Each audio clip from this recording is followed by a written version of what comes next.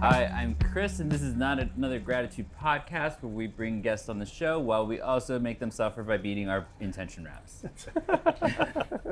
And today we are joined by Ben Goldman. He is a therapist in private practice specializing in working with men and men's issues with a focus on sex, intimacy, relationship conflict, and breakups. I'm very good at those.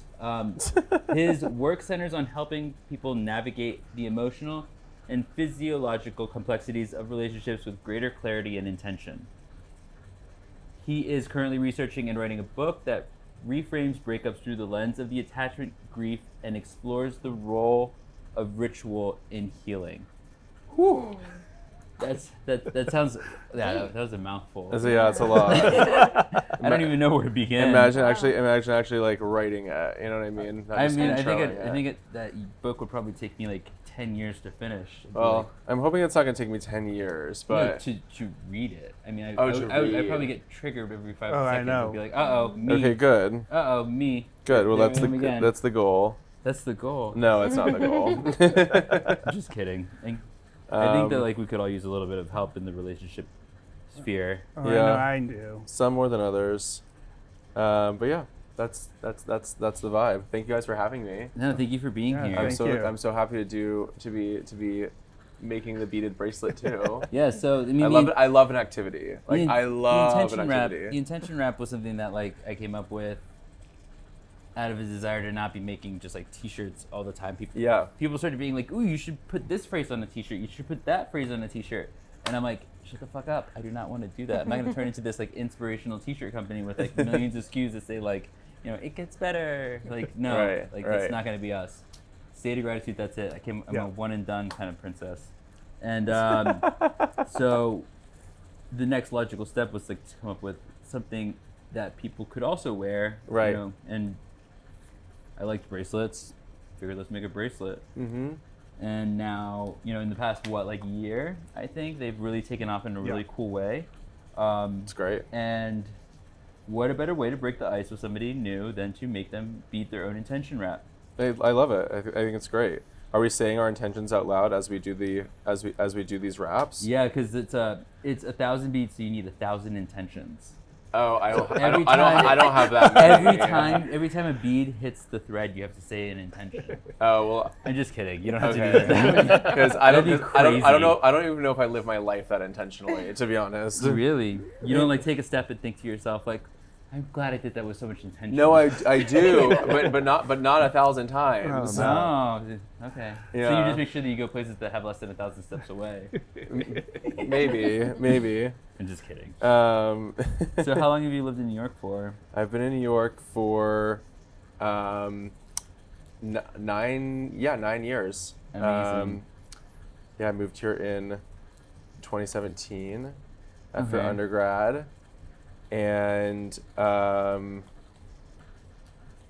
Did you go straight into private practice at that point? Or well, honestly, I was just thinking to myself, I'm like, how do I even like tell the story? Basically, I moved to New York. I didn't really have a plan or like a sense of like what I was gonna do professionally. And then I went through, you know, one of these kind of like spiritual journeys. Well, that probably too. I'm like, one of these spiritual journeys that got me sober. okay. And that brought me to applying to grad school, and which happened all pretty quickly. Like I moved to New York in 2017. I started grad school at beginning of 2019. So all was like pretty like boom, boom, boom. But the cool thing was that while I didn't move to New York being like, oh, I want to be a therapist, like I didn't really know what I wanted to do. But once I got here and that path kind of like opened up in front of me, I was like, oh, like this is actually like very consistent with like everything that I care about, and like all the skills that I think that I have, and all of the types of relationships that I like to build. And so the last 7 years in this field has just been like this really cool journey of taking that and harnessing it into something Positive. something meaningful. Yeah. Yeah, totally. Now I see you have a ring on your finger.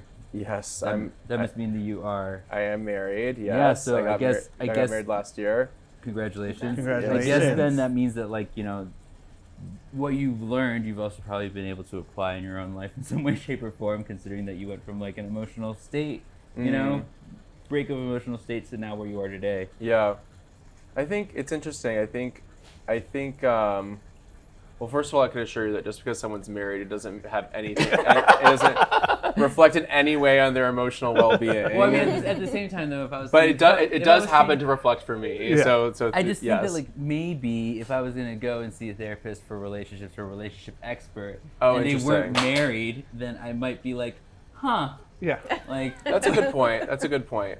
I do think that, well, it's interesting because, so I'm writing this book about breakups, and actually there were 2 inspiring events for this, and one of them was getting married. right, Because the book is about breakups and attachment grief and ritual.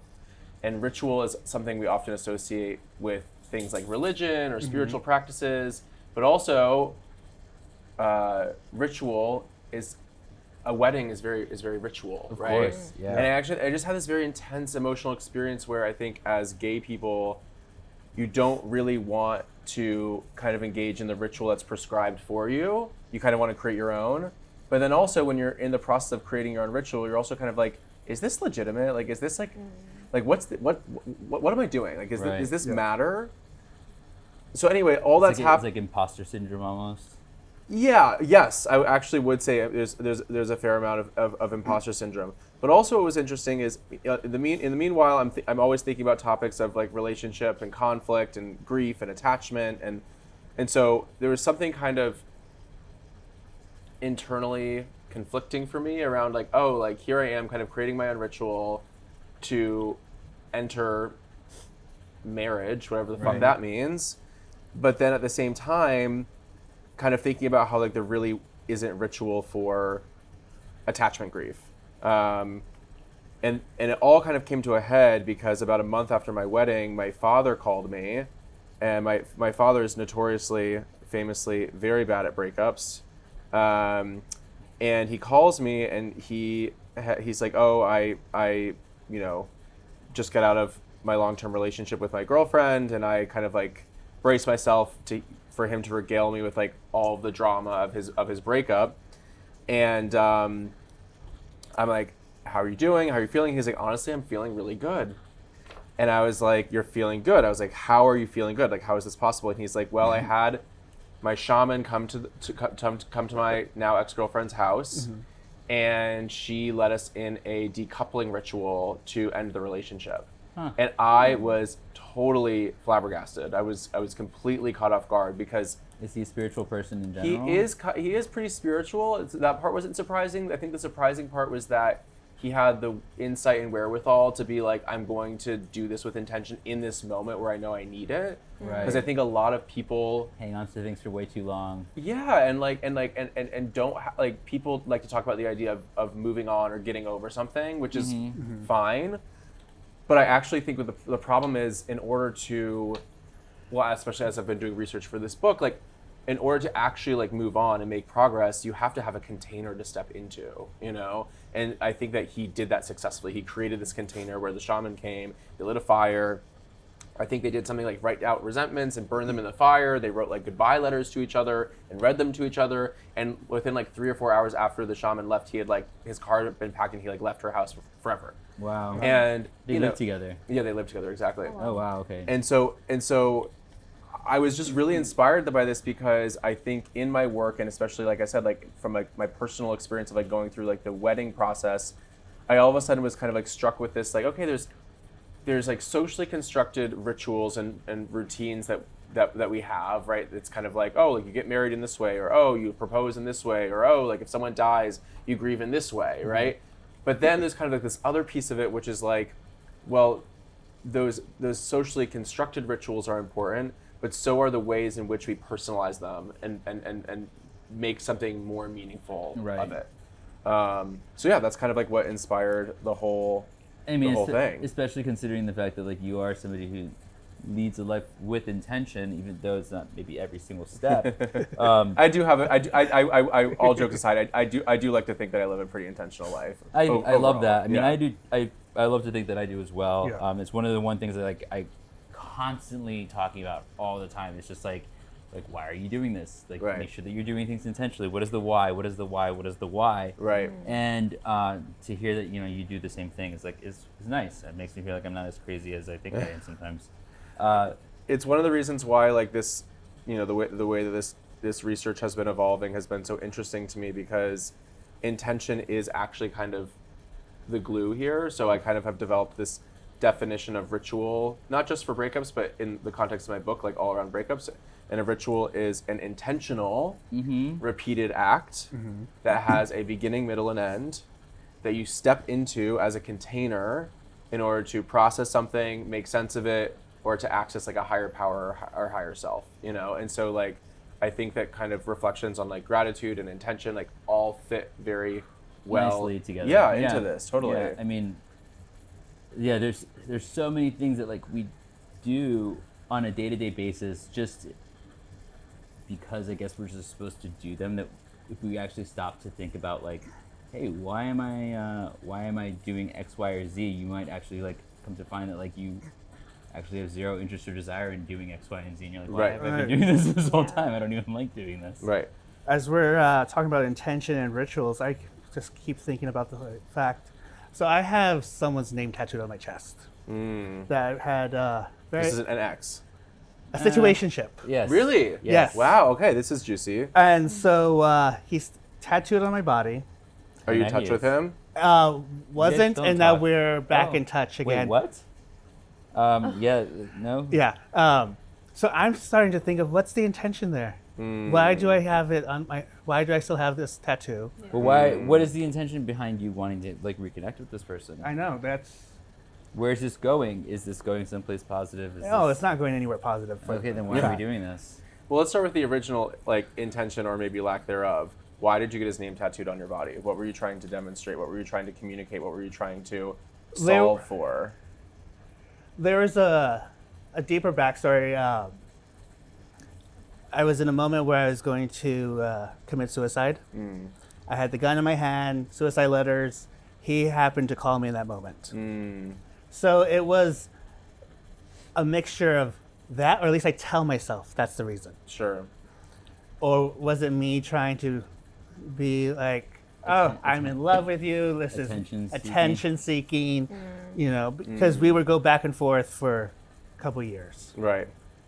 Well, I mean, listen, like you're talking about like a very intense emotional experience that, you know, this person like helped pull you out of, and, you know, maybe that was something you kind of view in a spiritual lens, like this person was like the way that God was protecting you, or maybe you view it more from the lens of like this person happened to be there, or like you said, maybe it's like you're infusing meaning onto it. Regardless though, right, you went through, I think it's not always a ritual experience to get a tattoo, but what you're describing sounds like a very ritual experience in terms of you stepped into something very intentional, very spiritual to access something bigger than yourself, and now you're questioning, and this is why intention matters, right? Like you're asking yourself like, how intentional was it? Because if we were to ask Richard on that day, like how what's the purpose of this? There's a big difference between Richard saying, I'm trying to memorialize this moment because like God protected me through this person, and that's why I'm putting this on my body, and like that's like the ritual intention, versus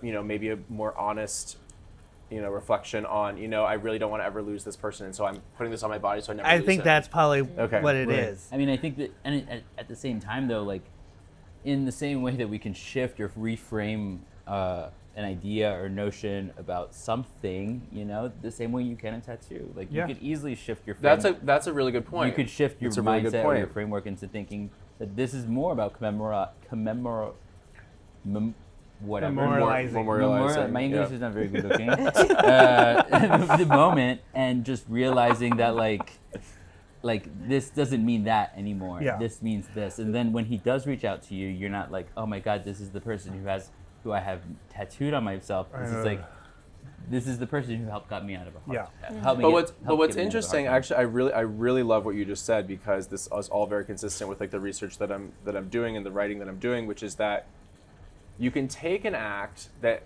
or a choice or a decision that had a meaning in a certain moment, and you get to reconceptualize meaning around it, right? Yeah. And that's a very good example of it. But I do think that the premise of my book isn't that ritual is the answer to everything.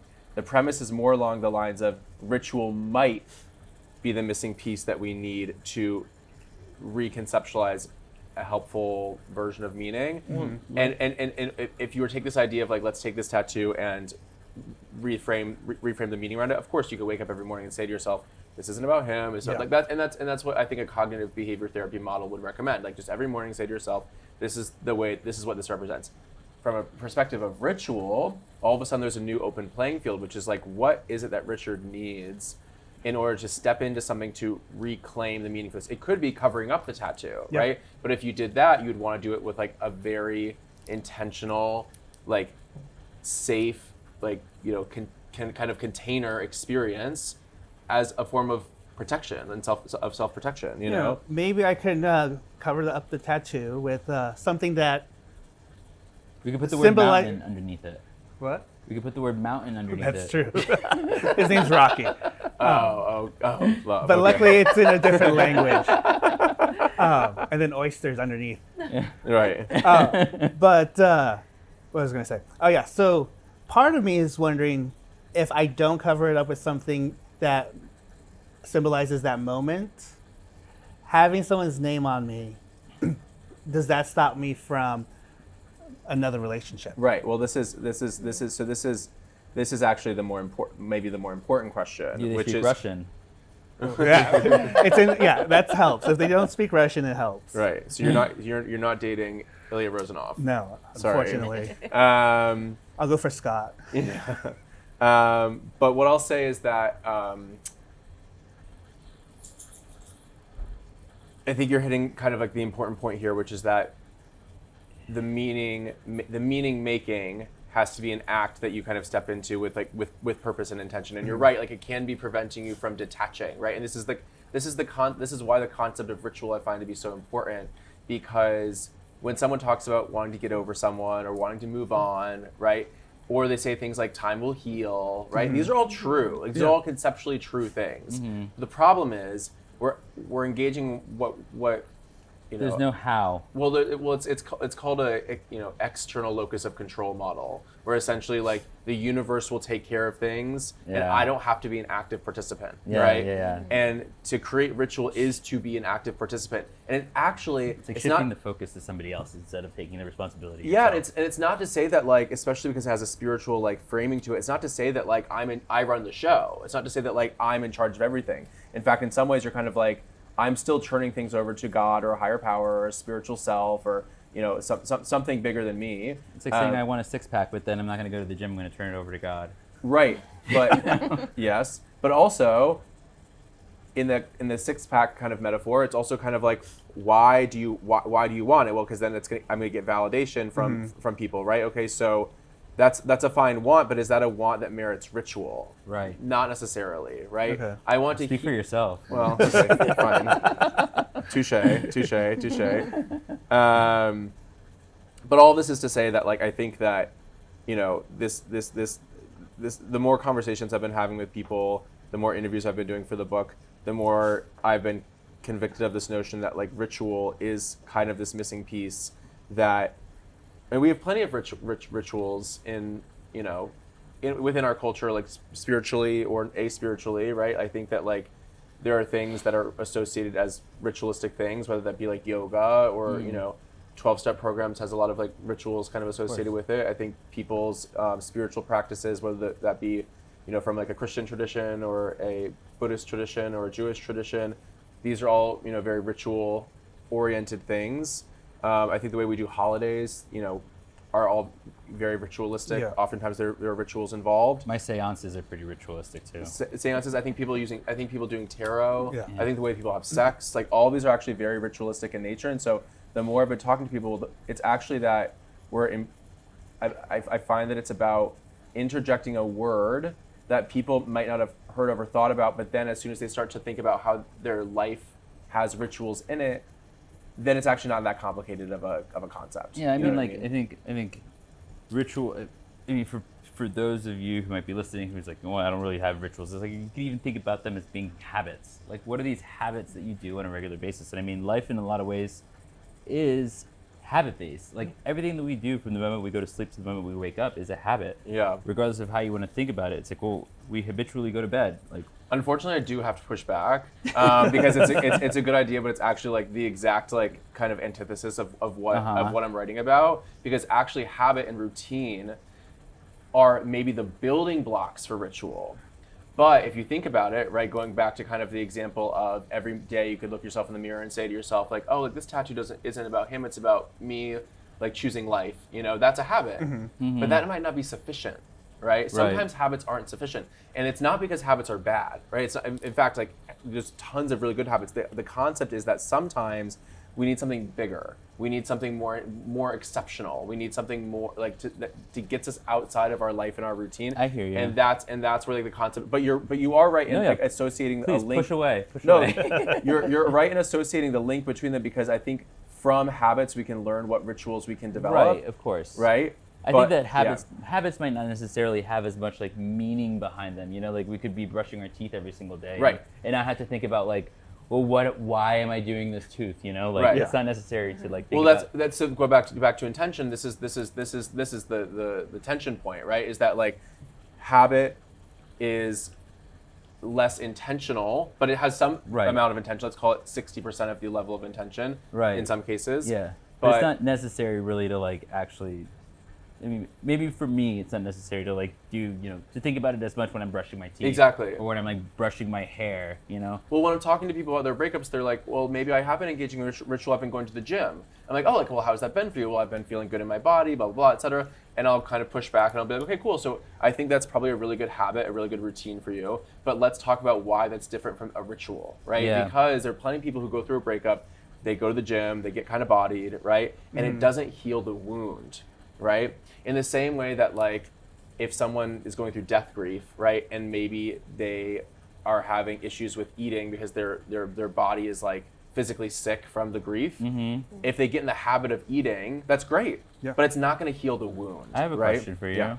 So let's say, like, does a ritual necessarily have to be something different that you may or may not have been, well, that you hadn't been doing?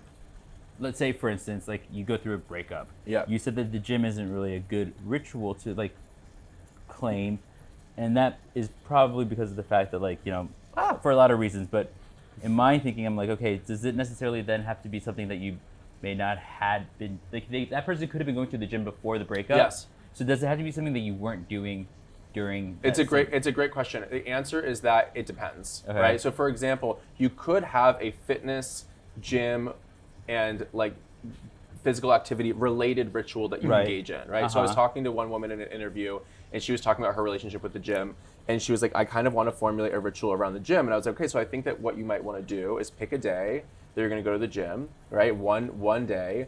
And when you go, maybe beforehand, like in the parking lot outside the gym, maybe you write a letter to either your ex or to your brokenhearted self or something like that. And then you tuck it into your bra or in your whatever, and you go into the gym and you do a really, really, really hard workout, like with that letter like on your physical body, and then you come back outside and maybe you burn it or something like that, right? That's like taking something that's already habitual and like adding intention to it, not because that is like the right way to heal, but because you're taking something and elevating it, you're bringing it to a higher level. You know what I mean?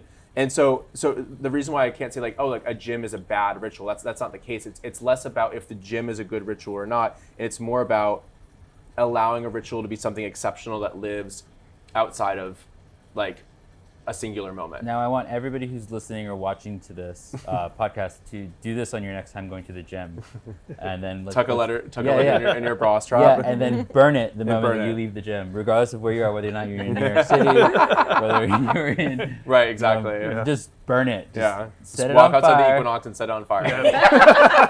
Maybe not even outside the Equinox, just like right there in the lobby. Just kidding. Please don't do that. No, please don't do that. But also, this is why I'm finding it so exciting, but also challenging to be working on this project because I don't have the answers to what everyone's ritual should be. It's actually about having conversations with people and like, for example, like with Richard and the tattoo thing, like that's not the only ritual, but like it's something that's like hurting for him, and so maybe formulating a ritual that has to do with the tattoo would be healing. You know what I mean? When I first started this company and started doing like a lot of pop-up events, I actually I guess you could say was a ritual, but like I made a ritual out of selecting cities that I had previously lived in that I had kind of like That is very ritualistic. that I had destroyed my life in. Oh, that's and sick. so Okay. I went back to every single one of those cities and I did pop-up events in them to be able to reclaim those places and to be Beautiful. able to like create other memories or other thoughts associations with those cities that I had previously like lived in. So I did that with like Chicago, I did it with LA, I did it with Miami in a lot of ways. I did it with New York. I did it Sick. with like everywhere that I've been, everywhere that we went to over the course of like 2 years was very intentional in why I selected those places. And it was because I needed to spend time in those places to be able to recreate positive associations Yes. from negative ones. See, that's actually So- a beautiful definition of ritual. And this is like when I'm doing these interviews with people, I often find stories like that where it's kind of like maybe they didn't use the word ritual at the time, but that is very ritual informed because you said to yourself, here's a pain point, here's Yeah. a place, and I have to do something intentional to step into it. And the ritual of like having the pop-up had some logistical steps. You have to like bring Right. the merch and set up the table and make your, Right. and like publicize it. Like all those things are things that like have intention. And if you're infusing it with this like true sense of like, I want to reclaim this place, like that's a beautiful, like, was it healing for you? Oh my God, it was incredible. What was a moment that you kind of realized that this was incredibly healing for you? There were a few different times that it was like pretty impactful. Yeah. I don't even like, yeah. So I think it was my time in Chicago was Yeah. actually probably the most impactful. I ran into somebody within the first like 24 hours of being there, who had really kind of like, I had run into somebody who had really kind of like helped propel me in the right direction, not for the best reasons possible. Basically, it was somebody who was living in my space. We had gotten very physical, and I had like a moment where I realized that like if I didn't do something about the way that my life was heading, I was gonna probably end up dying in that apartment. Right. I had a big gash on my forehead. It was not cute at all. It was from that experience and that moment that it was like that literal day that I like called my parents and told them what was up and took the power away from the person who was trying to blackmail me for the past like I don't even know how many months. Wow. And so within Jesus. the first like 24 hours of being in Chicago, I run into him. And not in any place. I ran into him like in a meeting. And it was crazy to even have it happen because I thought about it the whole entire time that I was driving to Chicago. I was like, oh my Right. God, what if I run into him? Right. What will I say? What will I do? How will I act? And I freaked out about it for such a long time that eventually I forgot about it. And I got to Chicago, went straight to a meeting. And the moment that I walked into the meeting, he wasn't there. And I was like, okay, awesome. Perfect. Did you know that he was sober? No. Okay. And then because he still had like he had like a passport ID card of mine. And so like every couple months, every like 6 months or so, I'd get like a bing from some local like police station in somewhere, and they would tell me that like they had that my like passport ID card had resurfaced in a recent arrest. And I'd be like, oh, okay, like I know who has it. Like and so because of that, like I'd never thought that I would actually run into him that way. I just thought maybe like on the street or whatever. And I with the meeting started, the first 5 minutes went by, door opened, and he walked, and I literally almost shit my pants. Yeah. And I probably had like skid marks after that. But it was just like, it was crazy because then what ended up happening was like, we said hello to one another, and I was going to be in Chicago for 2 weeks, and we were going to do the Chicago Marathon Expo. And when I was there, I asked a friend of mine who lives in Chicago, who I've known for many years, I was like, hey, like I need to hire some people for this weekend, for this event. I need them to be sober. I need them to like be jobless. I need them to really need a job. Yeah, need the work. And he yeah. was like, hire X. And I was like, anybody fuck. else? Yeah. He's like, but that kid is like so motivated. He's so determined. He's like, he's doing everything right. Like, Jesus.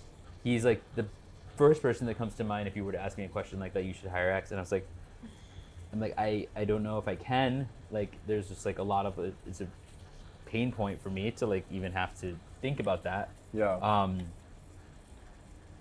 And eventually I ran into somebody else and I asked them who they thought I should hire, and they said him as well. Jesus And I was like, okay, Christ. fuck. I'm like, I think this was actually meant to happen. So I messaged him and I said, hey, like I heard you're looking for a job. I would love to hire you for the weekend. You would start on Wednesday and you'd work with me till Sunday, and like it's pretty much every single day. It's a really intensive job. Like, are you up for it? I'll pay you this number of hours, like this much, whatever. And he couldn't believe it. I mean, you couldn't believe it either. You know? He couldn't believe that I was even like talking to him. Yeah.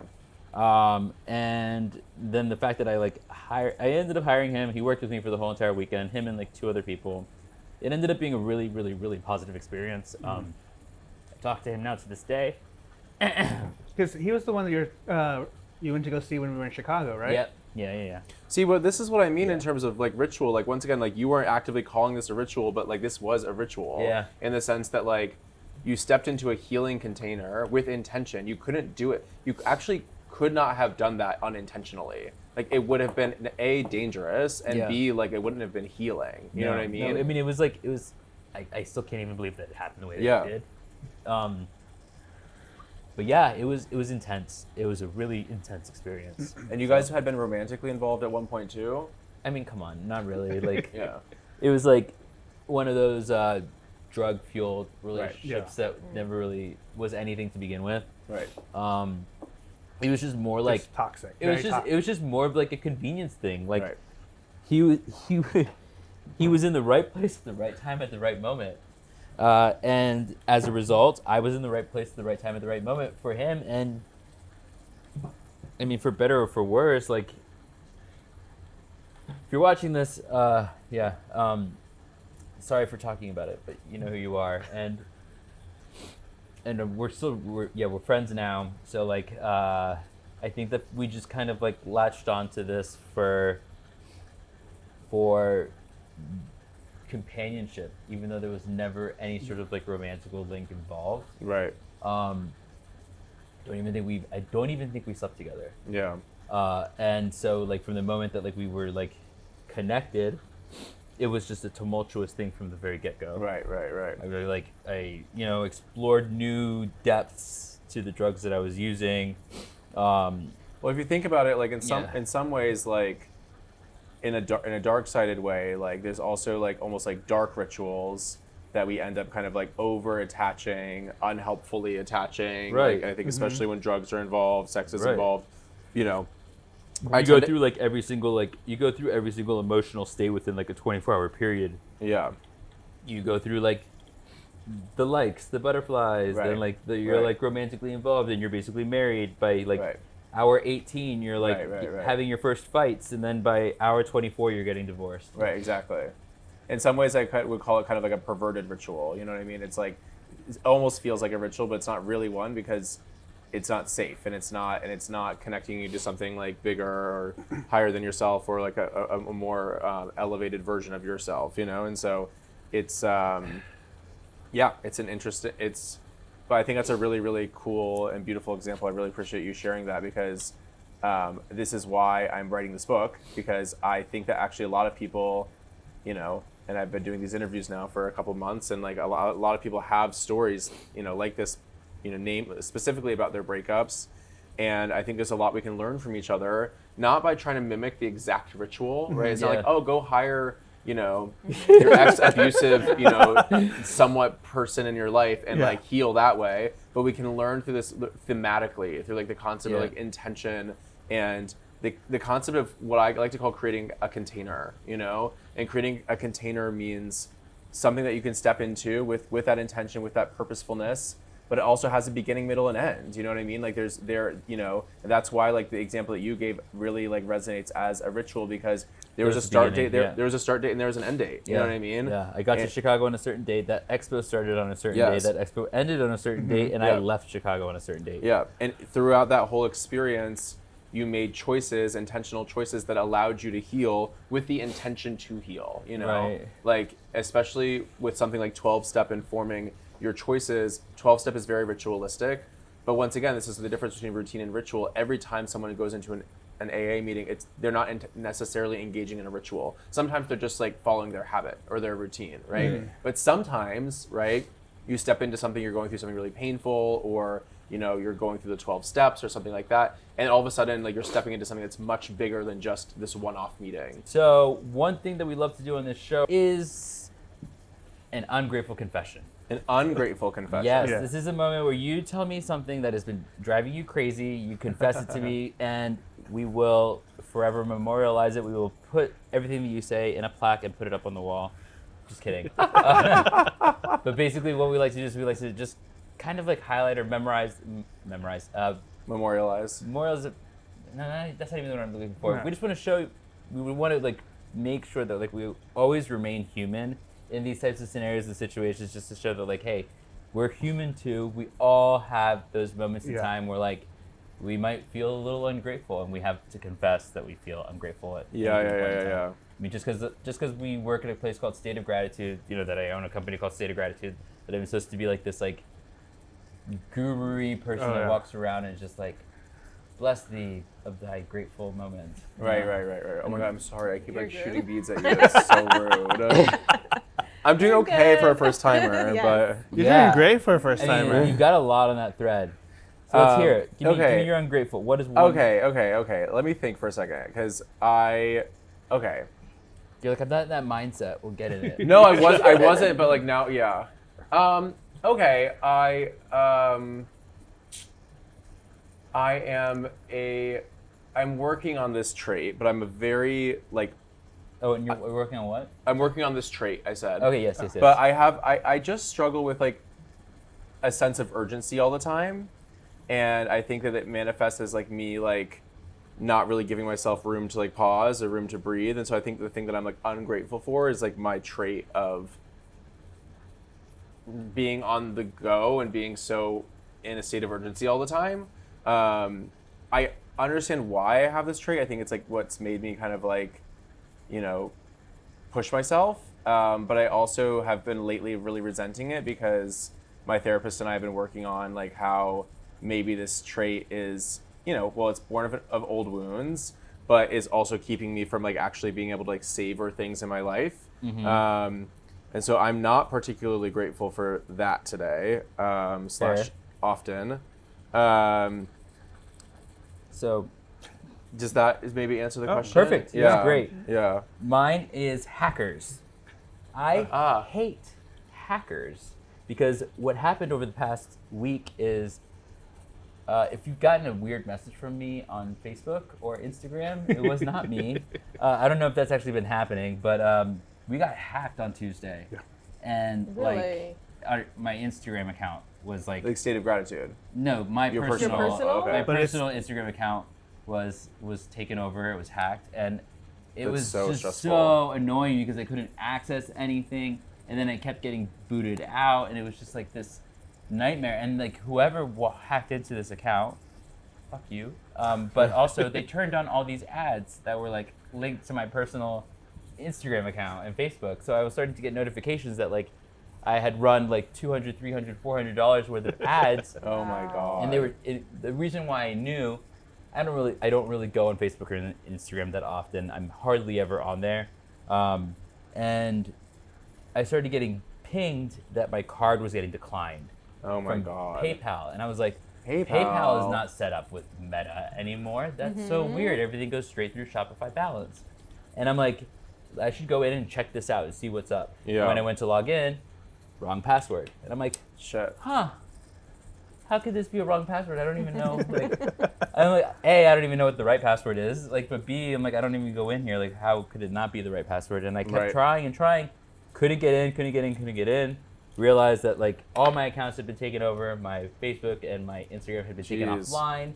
Like, and that this person had turned on every single ad that was like in my Which is like, crazy. ad manager, and so it was like running hundreds of thousands of impressions, like every single day for a week, and I didn't even notice until finally the credit card declined. Oh my That's God. insane. And it was really frustrating and really annoying, and still dealing with it to this day, because Meta, you need better support system. I'm pretty sure the last person that I spoke to was probably like taken by somebody, because it sounded like they were in the bunker of a basement.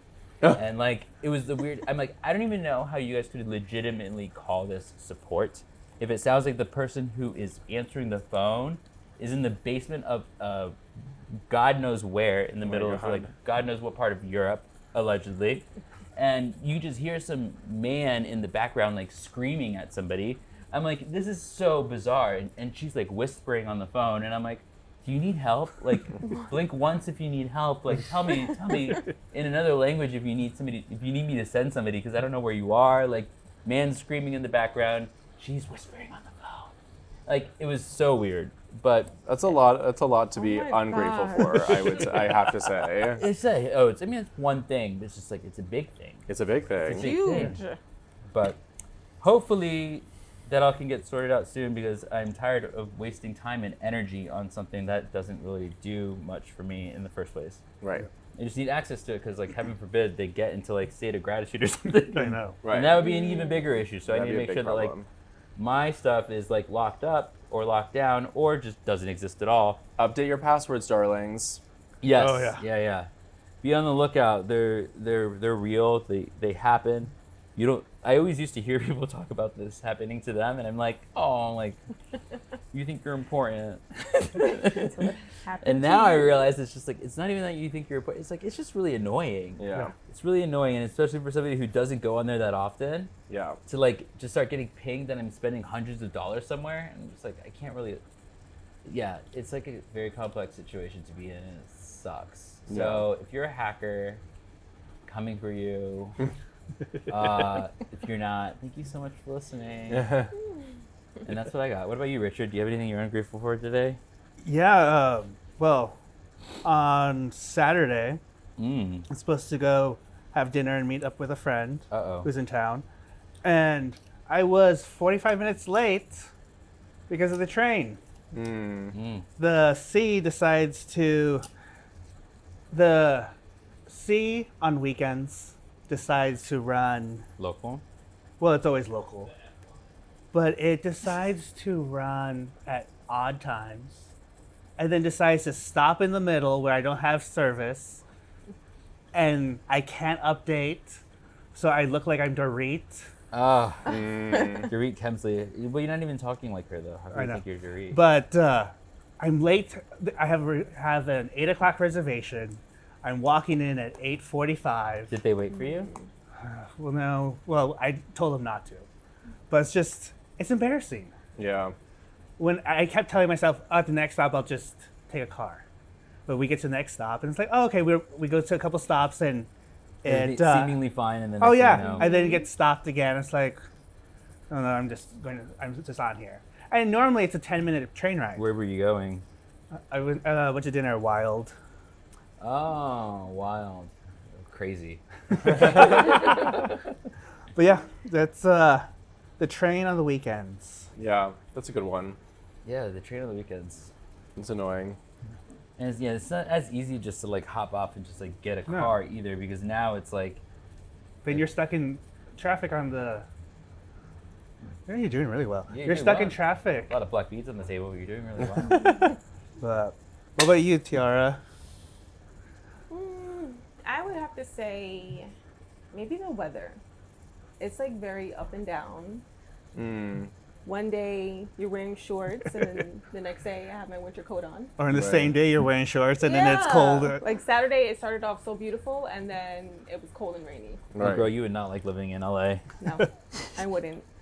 LA is like one of those places that like you start off the day one way, and like by the evening you're like, I don't know. I felt like every time when I would spend a lot of time out there, I would basically have a whole closet in my trunk. So it'd be like, okay, I might start off the day with a t-shirt on, but then I'll end it with like a parka. Yeah.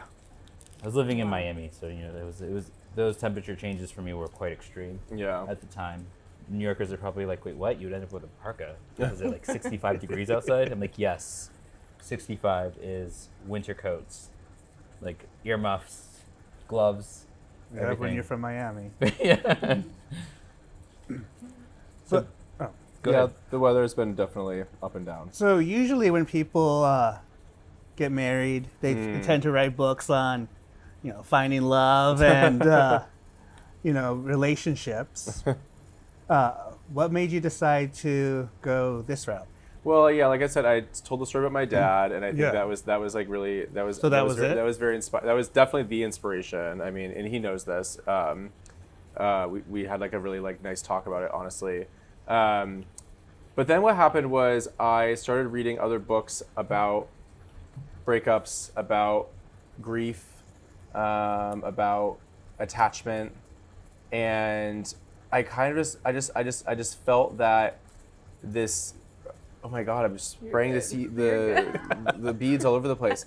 I just found that this concept of like ritual, or something to kind of to heal better was kind of a gap, and I also found that there was a lot of language that was really redundant. Right? This like time will heal. You just got to get over it. You just got to wait it out. Very self-help Yeah. language. And, Give it about and I don't 6 actually think months, it's, you'll I forget actually think about there's it. like something intrinsically wrong with that. Also topics like things like no contact kept coming up, and I was very curious. I was like, how does this all work? Like, how is this all helping people heal? And why are some people healing and some people not healing? And you hear people who like, oh, like I went through this breakup and I couldn't date again for 10 years, and you're like what happened there? Like why? And obviously there's tons of individual cases and individual Right. reasons, but I think that I really just then started to think about how people process death grief, because in the body, the nervous system really grieves attachment grief this similar way to death grief, right? Because it's reaching for something that's no longer there. And you might say like, oh, well, in death grief, it gets maybe easier because that person's gone forever. And that's true. But in some breakups, the person is truly gone forever, right? And in some breakups, maybe it's a little more complex. I never see my exes. And there's nothing. And I don't think there's anything wrong with no contact, for example. But I think that it's oftentimes it strikes me that people want to just excommunicate, remove someone from their life. And my question is like, so what did you do for yourself? And and I kind of started with some big questions, like, okay, like maybe like is people go to therapy, like that's the helpful thing, whatever. But then I started to, I'm a big, as a therapist, I'm a big believer that therapy isn't the solution to everything, which maybe, Would you say that no contact then is necessarily like an easy path out? I would say that no contact is probably necessary when people need to detach the nervous system, but it takes the nervous system like a few months to experience that detachment. So I don't think permanent no contact is necessary, but also after the detachment occurs, then like, what's the point of the attachment? Like maybe you need it, maybe you don't need it. I don't really have a black and white view on no contact where it needs to be like this like forever thing. Right. But more important than whether or not someone's engaging in no contact or not, but especially if someone's trying to and they're struggling with it, that's where the ritual comes in. Like, what are you replacing it with, right? And honestly, routine and can be a helpful tool as well. Like, what kind of routines are you adding to your life?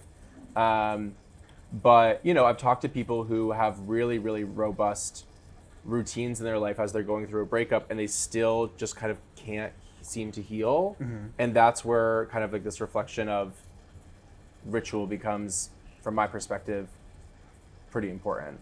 Now, yeah, I mean, that makes sense. I just, I think of it as like saying, okay, I'm just never going to talk to them ever again. And it's like, well, that almost feels like the easy way out. Because then you're like, it's really easy to avoid somebody, but then you're not really focusing on like solving any of the issues of the relationship or why you ended up in this position in the first place. Right. Like maybe, self-help is also an important factor in, getting over somebody or going through a breakup. It's not necessarily just like, I'm just never going to talk to them because that's what somebody told me to do and that's the easiest way to get over somebody. It's like, well, Right.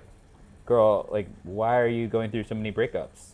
That's an interesting question. I think that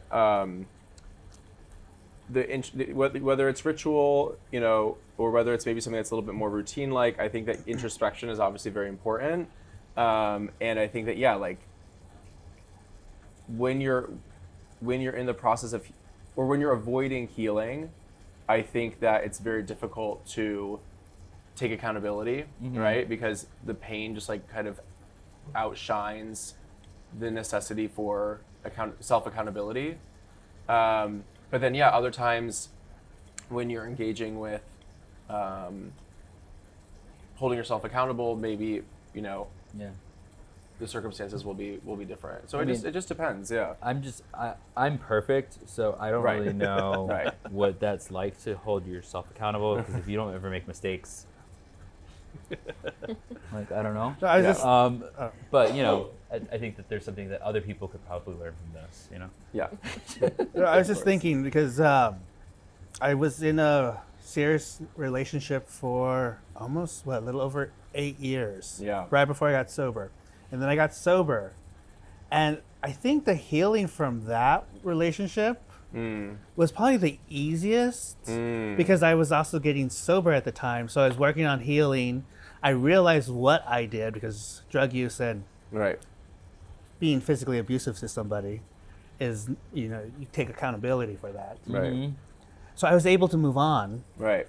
And Well, what's interesting is that, like, you know, yeah, you had containers through recovery to hold yourself accountable, to heal, right? And that's why, like, as I'm doing these interviews, like, people who like are in 12-step or people who have religious practices, and I mean like real religious practices, not like, you know, vague spiritual practices, like that. Those are actually really great things, Yeah. right? I think that one of the reasons why we struggle with how to get over a breakup is because, you know, we've moved into like for a lot of good reasons, we've moved into like a pretty like agnostic, like non-religious, non-spiritually centric society, which is great in many ways. But I do think that like it's our responsibility to kind of create new rituals for healing if we're not using outdated rituals that worked for people in the past, Yeah. right? Right. Like those rituals that existed back then may have, you know, been forced upon people to practice them regardless of whether or not they actually wanted to. Right. Whereas like now it's like you have the ability to create your own rituals and do how you want them, like do them how you want them to be. Exactly. But actually take the opportunity to do them, because if you're just Right. not going to do them at all, maybe you should go back to the way things were back then. Go back to what? The way that things were back then. Oh yeah, maybe.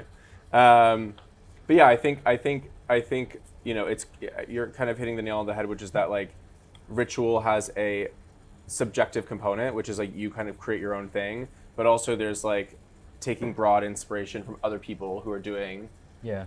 Other things. other things. Exactly. Yeah. when I got sober, my therapist told me I needed to create new rituals Oh, because interesting.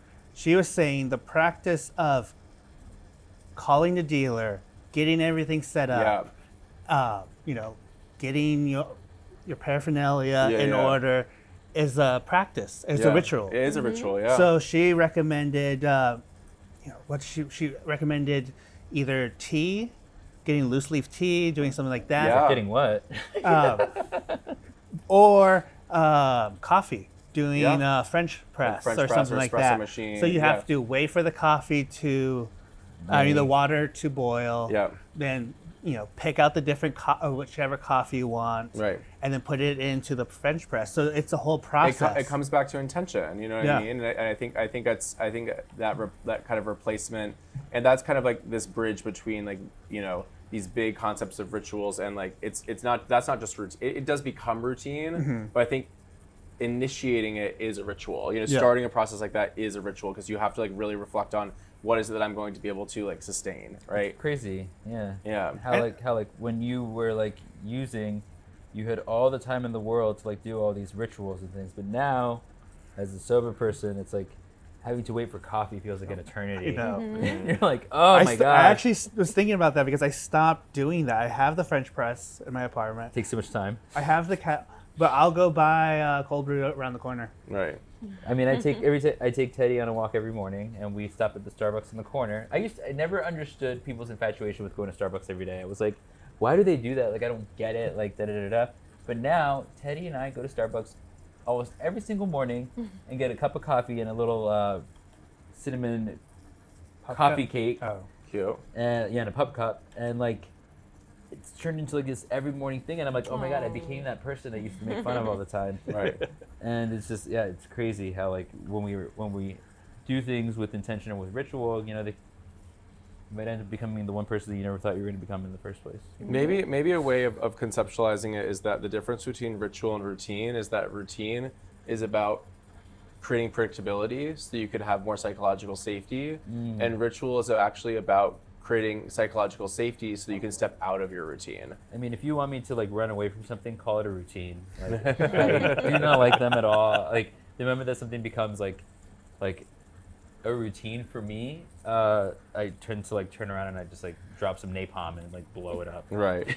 Well, do you think that some rituals do become routine? Or 100%. I mean, someone's first AA meeting is absolutely a ritual, right? You have to step into it with intent, or most of the time it's a ritual, right? Like you have to step into it with intention. Oh my God, I'm almost done. It's a really, That's what you think.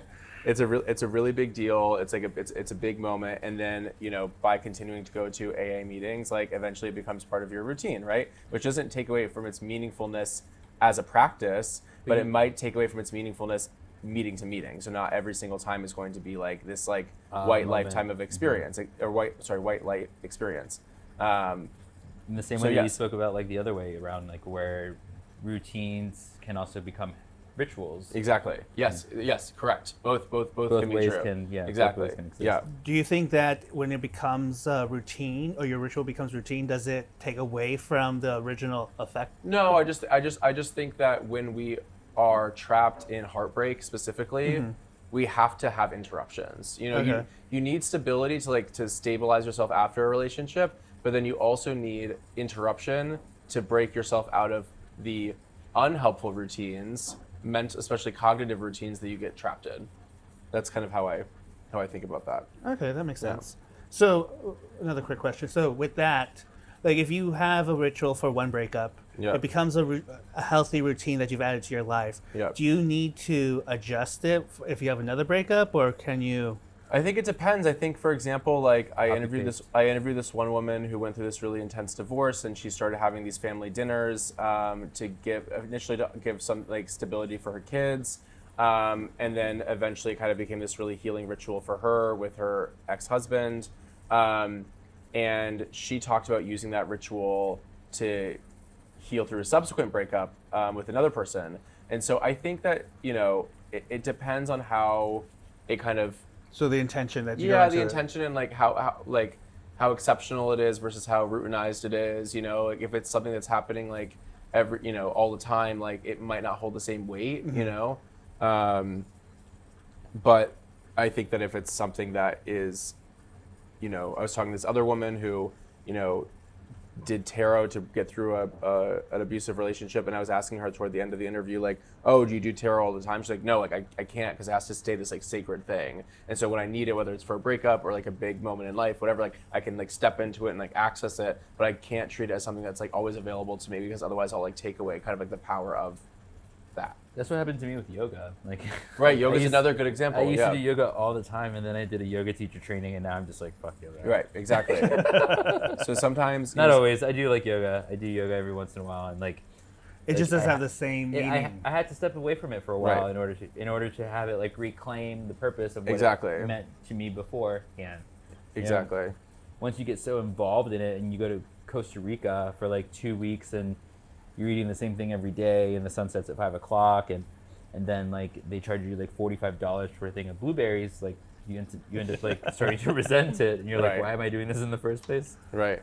Oh my God, I think I slayed, honestly. Oh yeah, you did good. I think we really covered covered a lot of topics. I really especially loved your story about about Chicago. I think that was like a really beautiful example of ritual, and exactly why I'm talking to people to understand like what their relationship with ritual is, because it's so variable. I mean, it's so intention is like so much intertwined in my whole entire life. Yeah. I mean, you're literally making an intention route. Right. And I think that oftentimes we forget that the things that we do need intention, which is probably, I mean, which is why I jokingly say that I run away from routine. Right. Because I don't ever want to feel like I'm just living a life filled with like habits or routines. I want to live a life that is filled with intention, and where everything I do feels intentional. Not intention in the way where I'm like, okay, like this step I'm going to take is going to be the one that brings me one step closer to my breakfast. Like, but at the same time, it's like realizing that like every day is a beautiful gift, and and always wanted to take advantage of every moment. for whatever that may look like. Yesterday, it looked like taking advantage of the fact that it was a dreary day and I got to stay inside for most of it. Yeah. You know, but like at the same time, it's like doing it with the mindfulness of it. 100%. And I love that you live that life as well, and that you can actually understand and appreciate it on another level. And I think that a lot of the people who will be watching this will also be of a very similar Yeah. mind, or maybe they won't be. Maybe they'll be more interested in other things. We'll find out soon enough, won't we? Fun stuff. So yeah, where can we find you? What Yes. socials? Yes. So my Instagram is Benjamin J. Goldman. My Instagram account devoted to my work around breakups is Ben the Breakup Therapist. So if you have a story you want to share or you're interested in learning more or following the process around that, find me there. So I always tell people that when we put these on, there's two different ways to do it. Mm-hmm. But the most important thing is, do you want the state of gratitude to be pointing towards you or away from you? Do you want to remind yourself, or do you want to show it to others? You can put it away from me. Away from you. Yeah. Okay. I'm finishing off the bracelet by tying it together and then affixing the little gold bead that covers our knot. A lot of people don't even realize that this gold bead covers the knot, but it actually is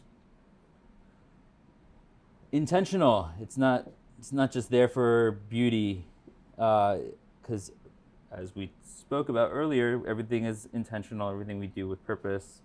And so the purpose of this bead is not only to look cute, but it is also to cover or hide a knot. The knot. This color is one of my favorites. He did the semi-matte black. On the website, it's just black bracelet wrap. But if you look at the beads like really closely, you can tell that they're just like, Yeah. they're not shiny, but they have like a finish to them. It's like really cool. Yeah, I love them. So then this is how we're gonna put it on. So let me see your wrist. Which one? Okay, we'll do this one. Because you said you wanted the state of gratitude away from you. Yeah. And you can set an intention as I put it on you. Okay.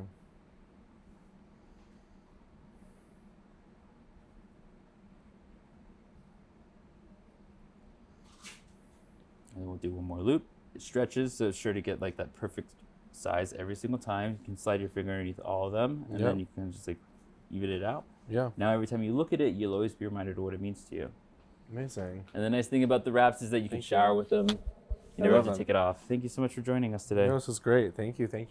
Hey.